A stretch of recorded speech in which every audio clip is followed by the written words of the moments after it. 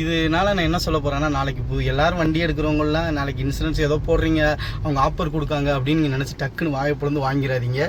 அதில் ஆஃபர் கிடையாது, அது நமக்கு வைக்கிற பெரிய ஆப்பு அப்படின்னு தான் நம்ம சொல்லணும். ஏன்னா இப்போ எனக்கு அப்படி தான் ஒரு ஆப்பு வச்சு விட்ருக்கானுங்க. வணக்கம், உங்கள் மீனவன். இன்றைக்கி நம்ம எங்கே இருக்கோம்னா மதுரையில் இருக்கோம். நம்ம எதுக்கு வந்திருக்கோம்னா, நம்ம காரை எடுக்கிறக்காண்டி. நம்ம காரு உடஞ்சது எல்லாருக்குமே தெரியும். சும்மா வீட்டுக்கிட்ட நின்றதை கல்லால் அடித்து உடச்சிட்டாங்க. அதை நம்ம விட்டோம். கிட்டத்தட்ட 2 மாதம் ஆயிடுச்சு நம்ம மதுரையில் விட்டுருக்குறோம். ஆனால் இதை நம்ம ஏன் 2 மாதம் வரை எடுக்க முடியலைன்னா, நம்ம இதுக்காண்டி இன்சூரன்ஸ் கிளைம் பண்ணுறதுக்காண்டி இவ்வளோ நாள் ஆயிட்டு இவ்வளோத்துக்கும் நம்ம பம்பர் டு பம்பர் இன்சூரன்ஸ் போட்டு கடைசியில் இது இன்சூரன்ஸில் கிளைம் பண்ண முடியாமல் கை காசை போட்டு 2 மாதம் கழித்து நான் வண்டியை எடுத்துகிட்டு வந்திருக்கேன். எனக்கு இதில் ஒரு விடை தெரியணும். ஏன்னா நம்ம கவர்மெண்ட் ரூல்ஸ் போட்டிருக்கு, கட்டாயம் இன்சூரன்ஸ் பண்ணணும் அப்படின்னு. அதுக்காண்டி நம்ம இன்சூரன்ஸும் பண்ணிட்டோம். ஆனால் அதில் ஒரு ஏமாற்றிட்டாங்களா இல்லை நான் ஏமாந்துட்டேனா எனக்கு எதுவுமே தெரியலை. அதில் ஒரு பிரச்சனை நடந்திருக்கு. இதை நம்ம எங்கே கம்ப்ளைண்ட் பண்ணணும், இதை எதில் சரி பண்ணணும் எனக்கு எதுவுமே தெரியலை. சப்போஸ் இதுக்கு ஏதாவது விடை தெரிஞ்சால் கண்டிப்பாக எனக்கு பதில் சொல்லுங்கள். ஏன்னா நம்ம இன்சூரன்ஸ் பம்பர் டூ பண்ணியுமே 1 ரூபாவோட கிளைம் பண்ணாமல் கை காசை 20,000 ரூபா போட்டு நான் வேலை பார்த்துட்டு இப்போ வண்டியை எடுத்துகிட்டு வந்துக்கிட்டு இருக்கிறேன். அதுக்கப்புறம் இந்த இன்சூரன்ஸில் என்ன நடந்துச்சு அப்படிங்கிறத நான் உங்கள்கிட்ட சொல்கிறேன். முதல்ல இன்சூரன்ஸ் நம்ம வண்டிக்கு போட்டோம். 7ஆம் மாதம் இன்சூரன்ஸ் நான் போட்டிருந்தேன். 7ஆம் மாதம் போடும்போது நான் ஃபஸ்ட்டு ஒரு இன்சூரன்ஸ் கம்பெனியில் நம்ம இன்சூரன்ஸ் பண்ணியிருந்தோம். அது ரொம்ப ரொம்ப தூரமாக இருக்குது, நமக்கு போகிற சிரமமாக இருக்குன்னு நம்ம உங்கள் மீனவன் வண்டிகளுக்கெல்லாம், அந்த லோடு வண்டிகளுக்கெல்லாம் போடுற ஒரு இதில் நம்ம இன்சூரன்ஸ் போடலாம்னு நினச்சேன். நான் அந்த பேரை இப்போ சொல்லலை. ஏன்னா நான் பின்னாடி அது என்ன கம்பெனி அதுகளெல்லாம் டீட்டெயிலாக சொல்கிறேன். இப்போதைக்கு நான் இந்த பிரச்சனையை மட்டும் உங்கள்கிட்ட நான் சொல்கிறேன். அடுத்த வீடியோவில் கண்டிப்பாக நான் அந்த கம்பெனி பேர்களை சொல்கிறேன். அப்போது நம்ம இன்சூரன்ஸ் போட்டுட்டோம். அதே கம்பெனியில் அதே நம்ம டிரைவர்கிட்ட சொல்லி இந்த வண்டிக்கு நம்ம இன்சூரன்ஸ் போட்டுருன்னு சொல்லி நான் அவங்கள்ட்ட சொல்லிட்டேன். அவங்களும் போட்டுட்டாங்க. கேட்டால் உங்களுக்கு போனஸில் இன்சூரன்ஸ் தர்றேன் அப்படின்னு சொல்லி சொன்னாங்களாம்.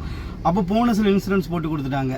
அப்போது இந்த போனஸில் இன்சூரன்ஸ் போட்டதில் தான் பிரச்சனையே இருக்குது.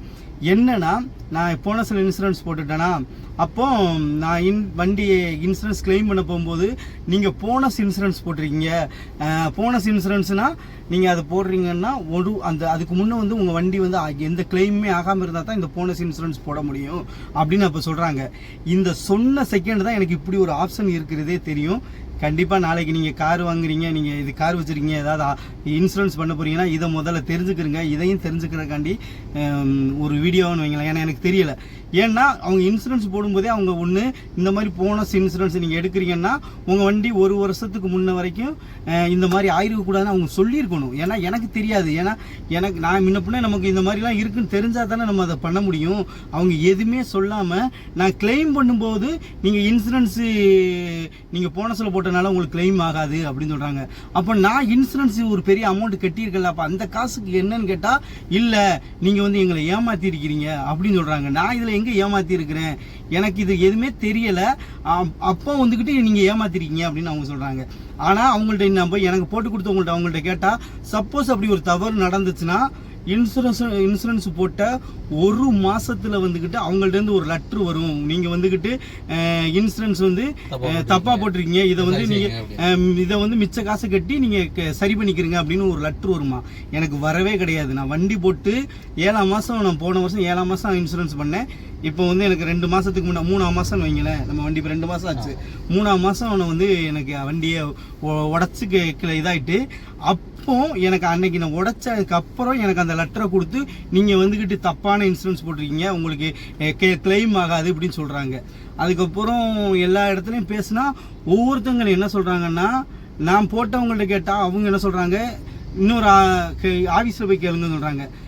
மதுரை ஆஃபீஸில் கேட்குறோம். மதுரை ஆஃபீஸில் சொன்னால் நீங்கள் உங்களுக்கு யார் போட்டு கொடுத்தாங்களோ அவங்கள்ட்ட கேளுங்கன்னு சொல்கிறாங்க. எல்லாமே ஒரே ஃபைனான்ஸு கம்பெனி தான். இப்போ நம்ம எங்கேயோ ஒரு ஃபைனான்ஸ் கம்பெனியில் போட்டால் எங்கேனாலும் கிளைம் பண்ணலாம்ல. ஆனால் இவங்க மாற்றி இதுக்கு பதிலே சொல்ல மாட்டேங்க. அப்போ ஏன் எங்களுக்கு 1 மாதத்தில் லெட்டர் கொடுக்கலன்னு கேட்டால் சொல்ல மாட்டேங்க.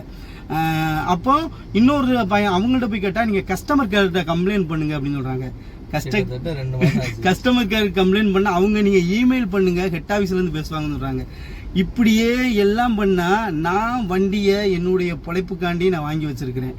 நான் 2 மாசம் வரை வண்டியை ஷோரூம்ல போட்டு வண்டி அப்படியே காயிலங்கடை வண்டி மாதிரி ஆயிருச்சு. எனக்கு மனசே கேட்கல, வேதனை.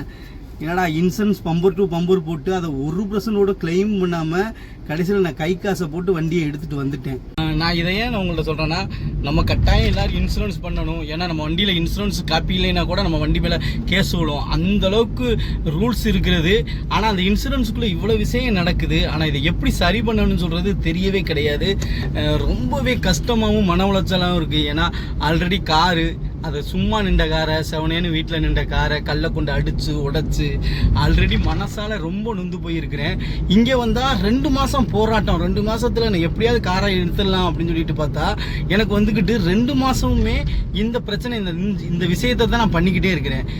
எனக்கு என் சைடு வந்து தப்பு இருந்தால் அவங்க இதை வந்து சரி பண்ணி கொடுக்குறதுக்கு அவங்க முயற்சி இவ்வளவுக்கு எடுக்க தேவையே இல்லைன்னா எடுக்கிறாங்க. அவங்க சைடு ஏதோ தப்பு இருக்குது, அதை சரி பண்ணி கொடுக்க மாட்டாங்க. கடைசி வரை அதை அவங்க சரி பண்ணி தரவே இல்லை. கடைசியில் நம்ம இவங்கள நம்பிக்கிட்டு இருந்தோம்னா நம்ம வண்டியை வந்து கண்டிப்பாக காயிலாங்கடை மாதிரி ஆயிரும். 2 மாதம் அப்படியே கடந்தால் எப்படி இருக்கும்?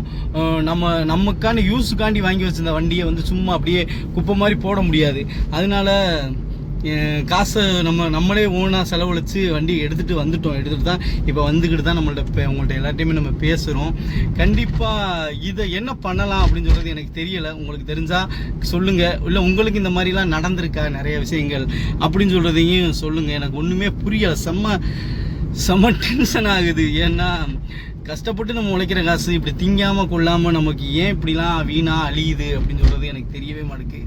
இந்த 20,000 ரூபான்னு சொன்னால் இது வந்து எவ்வளோ பெரிய காசு? ஒரு சின்ன காசு கிடையாது, ரொம்ப பெரிய காசு. சும்மா நம்ம இன்சூரன்ஸ் கிளைம் பண்ணுறதுக்கு இன்சூரன்ஸ் போட்டு பம்பர் டூ போட்டு ஆனால் 1 ரூபா கூட கிளைம் ஆகாத அளவுக்கு நமக்கு போயிருக்குது. என்ன சொல்லணும்னு சொல்கிறது தெரியலை. சரி, இதுதான் நமக்கு நடக்கின்றது. அதை யாராலையுமே மாற்ற முடியாது. ஆனால் என்னன்னா நம்மளை ஏமாறுறது தான் ரொம்ப ரொம்ப கஷ்டமாக இருக்குது. இதில் எங்கே தவறு நடந்திருக்குன்னு சொல்கிறது தெரியலை. கண்டிப்பாக இதுக்கு எனக்கு ஏதாவது விடை சொல்லுங்கள். வண்டி வேலை பார்த்தாச்சு, ஃப்ரண்ட்டில் கண்ணாடி, பேக்கில் கண்ணாடி எல்லாமே வேலை பார்த்தாச்சு. ஆனால் இன்னும் கொஞ்சோன்னு இப்போ நம்மளால் இன்னும் செலவு ஃபுல்லாக அடிபட்ட இடம்லாம் வேலை பார்க்கணுன்னா ரொம்ப செலவு அதிகமாக இருந்திருக்கும். ஆனால் நம்மளால் வந்து கொஞ்சம் சரி வண்டி இப்போதைக்கு யூஸ் பண்ணணும்னு சொல்கிற அளவுக்கு நான் வந்து எடுத்துகிட்டு வந்துட்டேன். அப்புறம் வந்துக்கிட்டு காரை உடச்சோனையும் கண்டுபிடிக்க முடியல, இன்சூரன்ஸும் கிளைம் பண்ண முடியல. இப்படி நிறையா மன உளைச்சலுக்கு அப்புறம் உங்கள்கிட்ட தான் இந்த விஷயத்தை நான் சொல்கிறேன்.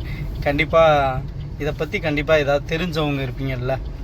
ஏன்னா எனக்கு நம்ம பரம்பரையிலே முதல் வண்டின்னு கூட சொல்லலாம். நம்ம பரம்பரையிலே வண்டின்னு சொல்லலாம். பரம்பரையில் என்ன, எங்கள் ஊர்லேயே 3ஆவது வண்டின்னு சொல்லலாம். ஒரு கிராமத்துக்கே ஒரு 2 வண்டி 3 வண்டி தான் இருக்குன்னா அந்த 2 வண்டி 3 வண்டியில் நம்ம அந்த கிராமத்திலே 2ஆவது வண்டி எங்கள் வண்டி. அப்படி இருக்கும்போது நமக்கு என்ன வண்டி, இந்த இன்சூரன்ஸ், இந்த ரூல்ஸ்லாம் என்ன தெரியும்? அவங்களா திடீர்னு ஒரு ரூல்ஸை போடுறாங்க, ஒன்று சொல்கிறாங்க. கண்டிப்பாக இதில் அனுபவமானவங்க யாராவது இருந்தீங்கன்னா விடை சொல்லுங்கள். நம்ம கண்டிப்பாக நீங்கள் கமெண்ட் பண்ணுங்கள். நான் என்னுடைய நம்பர் தரேன், நம்ம பேசி இதுக்கு ஏதாவது எனக்கு சொல்யூஷன் கிடைக்கணுங்க. எனக்கு அதுதான் இப்போதைக்கு எனக்கு தோணுது. ஓகே, நன்றி, பாய்.